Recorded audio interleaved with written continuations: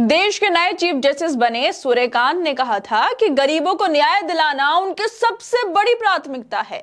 उनके लिए वो आधी रात तक कोर्ट में बैठ भी सकते हैं। लेकिन सीजीआई बनने के कुछ ही दिन बाद वो इतने बोर हो गए हमारे चीफ जस्टिस के एसआईआर पर जब सुनवाई चल रही थी तो वो सोने लग गए। आधी रात तक कोर्ट में बैठने की बात कर रहे थे, लेकिन जब कोर्ट में सुनवाई होती है तो उस मुद्दे पर जिसके तहत लोगों के अधिकारों पर सेंध लगाई जा रही है तो ये सो जाते हैं। न दलीलें सुनते हैं, न दस्तावेज देखते हैं, लेकिन नींद की झपकियां जरूर लेते हैं। जस्टिस सूर्यकांत पर करोड़ों की घूस लेने के आरोप लगे थे, लेकिन फिर भी देश की जनता उम्मीद की नजरों से उन्हें देख रही थी कि वो एसआईआर को लेकर कोई अहम फैसला देंगे। लेकिन जब बड़े बड़े वकील एसआईआर को लेकर दलीलें दे रहे थे, दस्तावेज दे रहे थे, तब हमारे चीफ जस्टिस अपनी नींद पूरी कर रहे थे। इतने गंभीर मुद्दे पर हमारी न्यायपालिका कितनी गंभीर है वो जस्टिस साहब ने सोकर दिखा दिया। ज्ञानेश कुमार को लेकर लगातार कोर्ट में दलीलें दी जा रही थी कि वो तीसरी विधायिका बनकर काम कर रहे हैं, यानी कि कानून खुद ही बना रहे हैं।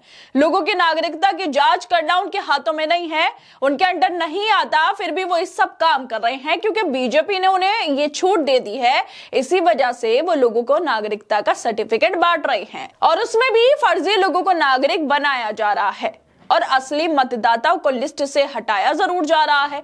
जब इतने अहम मुद्दे पर कपिल सिब्बल और अभिषेक सिंघवी गवाहों के बयान रख रहे थे, दस्तावेज सबूत दे रहे थे, सूर्यकांत नींद में झूम रहे थे। कितना गंभीर है ये। जिन सूर्यकांत से उम्मीद की जा रही थी वो सोकर दिखा रहे हैं कि न्याय देने वाले लोग कितने लापरवाह से हो गए हैं। उनके लिए नींद जरूरी है, लोगों के अधिकारों से ज्यादा। दरअसल देश के कई राज्यों में एसआईआर को लेकर गड़बड़ियां सामने आ रही हैं। बीएलओ की मौत हो रही है। बिहार में 65 लाख लोगों के नाम काट दिए गए, जिंदा लोगों को मरा बता दिया गया, फर्जी लोगों को कई बार लिस्ट में शामिल किया गया, असली मतदाताओं के नाम हटा दिए गए और फर्जी जुड़ गए। इसको लेकर विपक्ष ज्ञानेश कुमार पर आरोप लगाता ही रहता है, लेकिन जब ये मामला अब सुप्रीम कोर्ट पहुंच गया है ताकि लोगों के साथ न्याय हो और ज्ञानेश कुमार जो खुद ही कानून बना रहे हैं उन पर लगाम लगे, क्योंकि ज्ञानेश कुमार ये बता रहे हैं कि कौन देश का नागरिक है कौन नहीं है, जबकि ये काम उनके अंडर नहीं आता, लेकिन वो फिर भी कर रहे हैं क्योंकि कानून बनाने वाले लोग विवादित भाषण देने में बिजी हैं, नफरत फैलाने में बिजी है। इसलिए जिम्मेदारी ज्ञानेश कुमार पर आ गई कि वो ही बता दे कौन इस देश का नागरिक है कौन नहीं।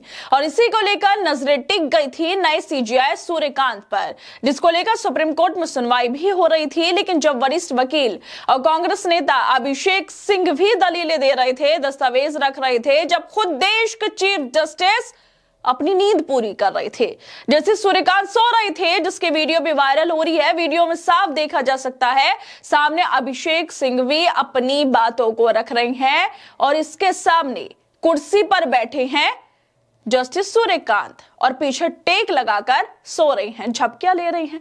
अब क्या बचा है कहने के लिए? सरकार तो पहले से सो रही है, उसे बस सत्ता चाहिए, लोगों से कोई लेना देना नहीं है। और जब लोग न्यायालय जा रहे हैं तो जज भी वहां पर सो ही रहे हैं। और जिस तरह से वीडियो सामने आ रही है, इस वीडियो को शेयर करते हुए पत्रकार अजय शुक्ला लिखते हैं, क्योंकि सर्वोच्च न्याय सो रहा है।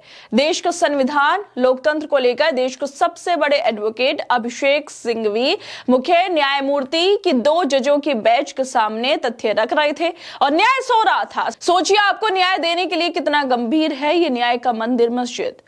सूर्यकांत ने कहा था, मेरी अदालत में कोई लग्जरी मुकदमेबाजी नहीं है, ऐसे मामले अमीर लोग ही लड़ते हैं। मैं आपको बता दूं, मैं यहाँ सबसे छोटे सबसे गरीब अंतिम पंक्ति के व्यक्ति के लिए खड़ा हूं। अगर जरूरत पड़ी तो मैं उनके लिए आधी रात तक यहाँ बैठूंगा, मगर जब गरीब लोगों की नागरिकता को लेकर, लोगों के अधिकारों को लेकर सुनवाई होती है तो ये सो जाते हैं और बात कर रहे थे आधी रात को जागने की। 2012 में एक रियल एस्टेट एजेंट ने सूर्यकांत पर कम कीमत दिखाकर करोड़ों रुपए की संपत्ति का अवैध कारोबार करने के आरोप तक लगा दिए थे। 2017 में पंजाब में एक कैदी ने याचिका दायर कर सूर्यकांत पर 8 मामलों में रिश्वत लेकर जमानत देने का आरोप लगाया था।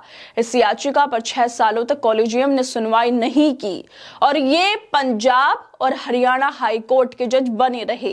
इसके अलावा भी इन पर बहुत सारे आरोप हैं। एक दो नहीं है, बहुत सारे आरोप इन पर लगाए गए हैं।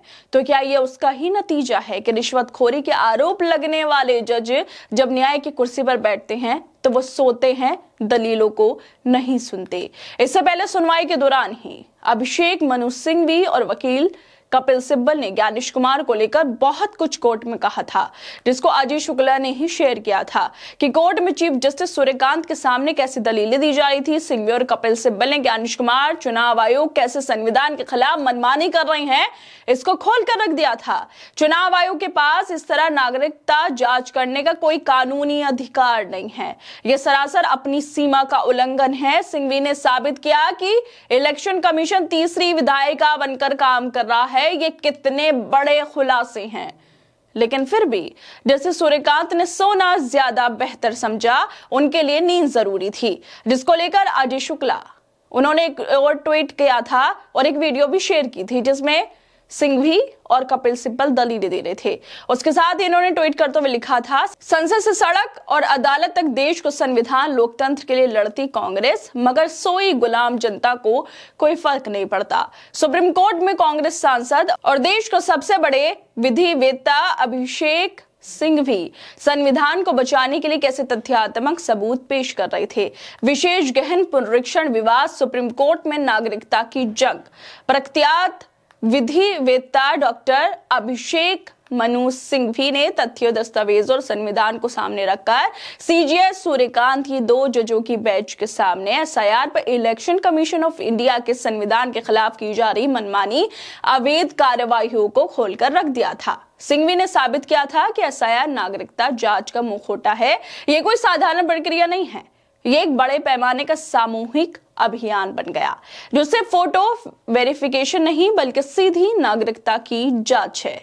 चुनाव आयोग के पास इस तरह नागरिकता जांच करने का कोई कानूनी अधिकार नहीं, ये सरासर अपनी सीमा का उल्लंघन है। सिंघवी ने साबित किया था कि ईसी तीसरी विधायिका बनकर काम कर रही है।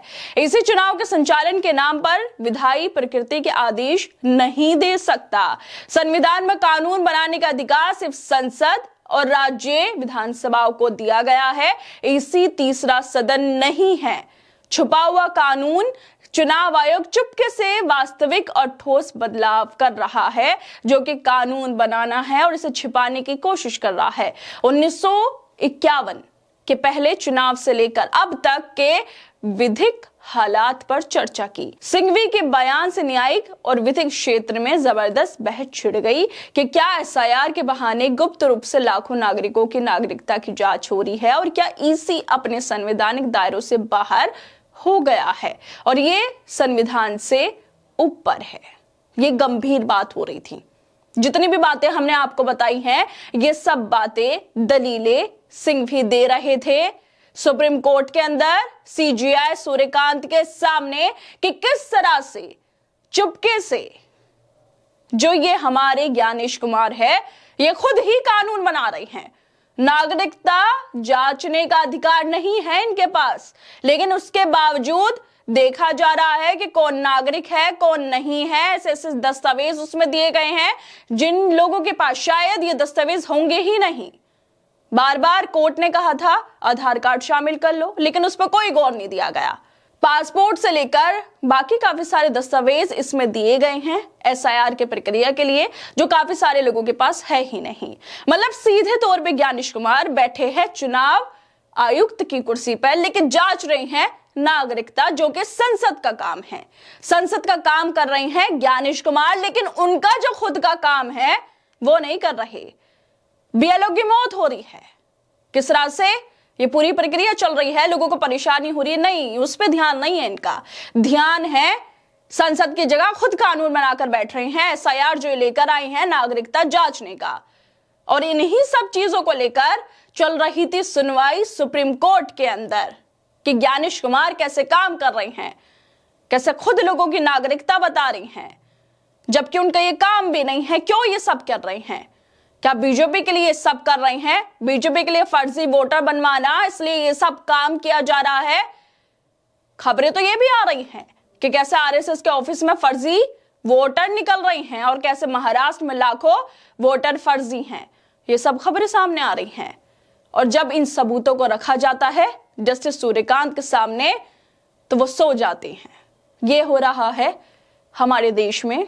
हमारे चुनाव आयोग ये काम कर रहा है, हमारी सरकार क्या काम कर रही है, और हम न्यायालय जस्टिस सूर्यकांत जो रात भर जागने की बात कर रहे थे वो सो जाते हैं इतने गंभीर मुद्दों पर, जहां पर संसद का काम कर रहे हैं ज्ञानेश कुमार।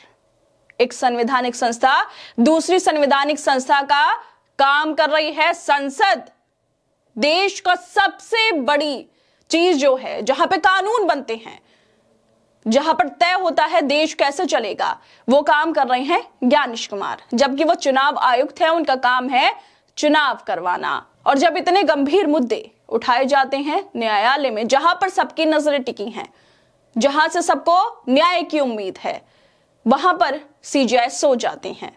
खैर दोस्तों, आप लोग क्या कहेंगे इसको? क्या है आपकी राय? हमें जरूर बताएं। और बाकी तमाम खबरों को देखने के लिए जुड़े रहिए हमारे साथ।